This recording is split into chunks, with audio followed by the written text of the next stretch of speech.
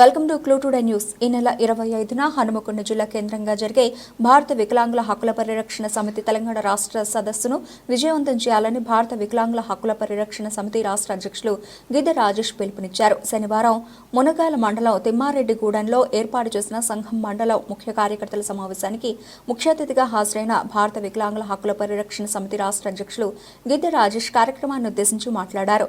సంఘ మునగాల మండల అధ్యక్షులు గోపిరెడ్డి మదన్మోహన్ రెడ్డి అధ్యక్షతన జరిగిన సమావేశంలో సంఘం జిల్లా అధ్యక్షులు గోకుల శేఖర్ రెడ్డి, ఆరూరి బాబు, అల్వాల రమేష్, గుమ్మడెల్లి ఆంజనేయులు, దారావత లచ్చు, జక్కరి నరసమ్మ, భూతం వెంకటమ్మ, పోల్దాస్ భిక్షమ్మ, శ్రీరాముల లక్ష్మయ్య, ఎల్లబోయిన అలియమ్మ, దొడ్ల దశరథ తదితరులు పాల్గొన్నారు.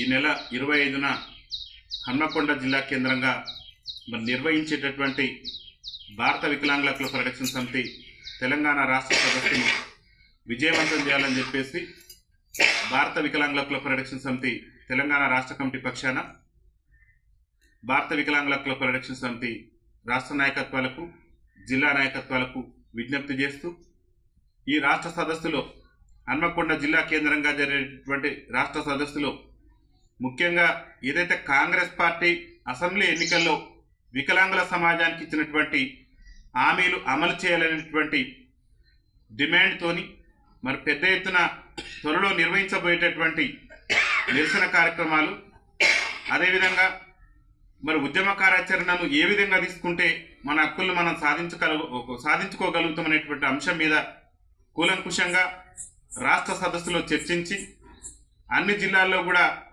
సమన్వయ కమిటీలను ఏర్పాటు చేసి కాంగ్రెస్ పార్టీ ఎన్నికల్లో ఇచ్చినటువంటి హామీలను నెరవేర్చేంత వరకు కూడా పెద్ద ఎత్తున రాష్ట్ర వ్యాప్తంగా ఆందోళన కార్యక్రమాలు నిర్వహించేందుకు భారత వికలాంగుల హక్కుల పరిరక్షణ సమితి రాష్ట్ర సదస్సులో ఈ నెల 25న జరిగేటటువంటి హన్మకొండ జిల్లా కేంద్రంగా జరిగేటటువంటి రాష్ట్ర సదస్సులో కీలక నిర్ణయం తీసుకోవడం జరుగుతుంది. కాబట్టి అన్ని జిల్లాల శ్రేణులు, అదేవిధంగా ముఖ్య నాయకులు, రాష్ట్ర నాయకులు అందరూ కూడా ఈ యొక్క రాష్ట్ర సదస్సును విజయవంతం చేయాలని విజ్ఞప్తి చేస్తూ రాష్ట్ర ముఖ్యమంత్రి రేవంత్ రెడ్డి గారిని కూడా భారత వికలాంగుల హక్కుల పరిరక్షణ సమితి రాష్ట్ర కమిటీ పక్షాన మేము ఒకటే విజ్ఞప్తి చేస్తున్నాం.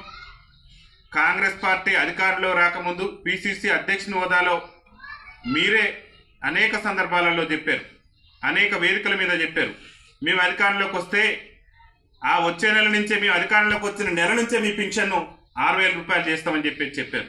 ఇవాళ అధికారంలోకి వచ్చి ఏడాది పూర్తిగా వస్తుంది, నేటి వరకు కూడా 6,000 రూపాయల పింఛన్ ఎందుకు చేయలేదో ఈ రాష్ట్ర ముఖ్యమంత్రి ఈ రాష్ట్రంలో ఉన్నటువంటి వికలాంగుల సమాజానికి సమాధానం చెప్పాలి. వికలాంగుల సమాజానికి ఇచ్చినటువంటి హామీల్లో రేవంత్ రెడ్డి ప్రభుత్వం, కాంగ్రెస్ పార్టీ ఏదైతే ఎన్నికల మేనిఫెస్టోలో పెట్టిన అభయాస్త్రం ఎన్నికల మేనిఫెస్టో అని చెప్పేసి 29 అంశంగా వికలాంగుల అంశాన్ని చేర్చారు. వికలాంగుల సమాజానికి ఇచ్చినటువంటి ఏ ఒక్క హామీనన్నా నెరవేర్చారు అనేది ముఖ్యమంత్రి గారు ఆలోచన చేయాలి. ఏడాది పరిపాలనలో కనీసం వికలాంగుల సమాజానికి ఈ రాష్ట్రంలో, ఈ తెలంగాణ రాష్ట్రంలో 30 లక్షల మంది వికలాంగులు బతుకు జీవుడు అంటూ కాలం వెల్లదీస్తూ దుర్భరమైనటువంటి జీవితాలు గడుపుతున్నారు. చాలని పింఛన్లతోని ఇవాళ వికలాంగుల సమాజం సమస్యలతో అల్లాడిపోతున్నది.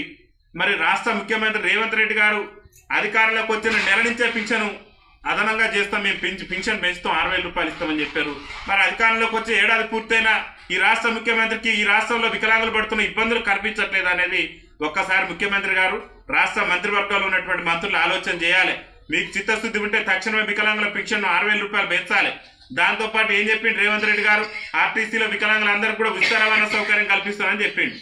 ఆర్టీసీలో మా మహిళా సోదరులకు, మా అక్కలకు, మా అమ్మలకు, మా చెల్లెలకు అందరికీ కూడా ఇలా ఉచిత రవాణా సౌకర్యం కల్పించినటువంటి రాష్ట్ర ముఖ్యమంత్రి రేవంత్ రెడ్డి గారు వికలాంగుల సమాజానికి ఇచ్చినటువంటి హామీ మేరకు, కాంగ్రెస్ పార్టీ ఎన్నికల ముందు వికలాంగుల సమాజానికి ఇచ్చినటువంటి హామీ మేరకు ఆర్టీసీలో వికలాంగుల సమాజానికి ఎందుకు ఉచిత రవాణా సౌకర్యం కల్పించలేదో ఈ రాష్ట్రంలో ఉన్న వికలాంగుల సమాజానికి రాష్ట్ర ముఖ్యమంత్రి సమాధానం చెప్పాలి. అదేవిధంగా పొన్నం ప్రభాకర్ గారిని కూడా మేము అడుగుతున్నాం, మీరు రవాణా శాఖ మంత్రికి ఉన్నారు, ఆర్టీసీలో మీరు మహిళలకు ఉచిత రవాణా సౌకర్యం కల్పించారు. వికలాంగులకు కూడా కాంగ్రెస్ పార్టీ వికలాంగులకు ఉచిత రవాణా సౌకర్యం కల్పిస్తానని హామీ ఇచ్చింది. ఆ హామీని అమలు చేయించవలసినటువంటి బాధ్యత మంత్రిగా మీ మీద కూడా ఉన్నది. ఇంకొక ప్రధానమైనటువంటి సమస్య, పొన్నం ప్రభాకర్ గారిని మేము కూడా అనేక సార్లు మినిస్టర్ కోర్సు పోయి కూడా విజ్ఞప్తి చేసినాం. ఆర్టీసీలో మహిళలకు ఉచిత రవాణా సౌకర్యం కల్పించడం వల్ల మా వికలాంగులకు ఉన్నటువంటి సీట్లు కూడా ఇవాళ వికలాంగులకు కేటాయించే పరిస్థితి లేదు. రాష్ట్రంలో మేము ఒకటే చెప్తున్నాం, రాష్ట్ర మంత్రి పొన్నం ప్రభాకర్ గారికి, రాష్ట్ర ముఖ్యమంత్రి గారికి ఒకటే విజ్ఞప్తి చేస్తున్నాం. ఈ ఆర్టీసీలో మహిళల ఉచిత ప్రయాణం స్వాగతిస్తున్నాం 100% మేము. కానీ వికలాంగుల సీట్లలో వికలాంగులే కూర్చునే విధంగా, వికలాంగుల సీట్లు వికలాంగులకే కేటాయించే విధంగా, వికలాంగులకు 1 సీటు 2 సీట్లు కేటాయించేటటువంటి పరిస్థితి కాదు. మినిమం ఒక 5-6 సీట్లు వికలాంగులకు అదనంగా సీట్లను కూడా కేటాయించి వికలాంగులు ఇబ్బంది పడకుండా చూడాలని చెప్పేసి భారత వికలాంగుల కుల పరిరక్షణ సమితి రాష్ట్ర కమిటీ పక్షాన మేము రాష్ట్ర ప్రభుత్వానికి విజ్ఞప్తి చేస్తున్నాం. అనేక సమస్యలతో తెలంగాణ రాష్ట్రంలో వికలాంగుల సమాజం అల్లాడిపోతుంటే రాష్ట్ర ముఖ్యమంత్రి గారు అంటి ముట్టనట్లు వ్యవహరిస్తున్నారు. అందుకని కొడంగల్ కోటను, రేవంత్ రెడ్డి గారి కొడంగల్ కోటను బద్దలు కొట్టే విధంగా మా యొక్క ఉద్యమ కార్యాచరణ ఉండబోతుంది. ఎందుకంటే ఇచ్చిన హామీలను అమలు చేయనటువంటి ముఖ్యమంత్రి గారి మీద ప్రజాస్వామ్యబద్ధంగా ఉద్యమం చేసేటటువంటి రైట్స్ మాకు ఉన్నాయి. కాబట్టి మరి దాన్ని ఉపయోగించుకొని రాజ్యాంగబద్ధంగా మా యొక్క హక్కుల కోసం, ఆత్మ గౌరవం కోసం మరి మేము ఇంకొక ప్రధానమైనటువంటి అంశం కూడా, మా డిమాండ్ కూడా ఒకటే విజ్ఞప్తి చేస్తున్నాం రేవంత్ రెడ్డి గారికి. త్వరలో తెలంగాణ రాష్ట్రంలో స్థానిక సంస్థల ఎన్నికలకు పోతున్నాం. మేము కులగణన కుల సర్వే చేస్తున్నాం. సర్వే సంగతి ఏందో కూడా ప్రజలకు, ప్రజాస్వామ్యవాదులు అందరికీ కూడా అర్థమైంది. ఆ సర్వే దేనికోసం చేస్తున్నాడు.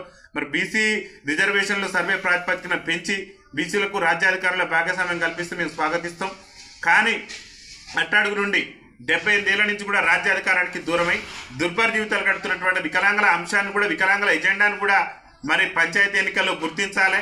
ఈ సమగ్ర సర్వే ఏదైతే కుల సర్వే అని చెప్పి చేస్తున్నారో మీరు, మరి ఆ కుల సర్వేలో ఖచ్చితంగా వికలాంగుల జనాభాను కూడా మరి లెక్కించి పూర్తి స్థాయిలో వికలాంగులకు సంబంధించినటువంటి జనాభాను లెక్కించి జనాభా ప్రాతిపదికన వికలాంగులకు కూడా పంచాయతీ ఎన్నికల్లో రాజకీయ రిజర్వేషన్ కల్పించేందుకు రేవంత్ రెడ్డి ప్రభుత్వం ముందుకు రావాలని చెప్పేసి కూడా విజ్ఞప్తి చేస్తూ, ఏదైనప్పటికీ కూడా ఇచ్చినటువంటి హామీలను నెరవేర్చే విధంగా రాష్ట్ర ప్రభుత్వం మీద పెద్ద ఎత్తున మా యొక్క ఉద్యమ కార్యాచరణను తీసుకునేందుకు హన్మకొండ జిల్లా కేంద్రంగా మరి ఈ నెల 25న రాష్ట్ర సదస్సు నిర్వహిస్తున్నాం.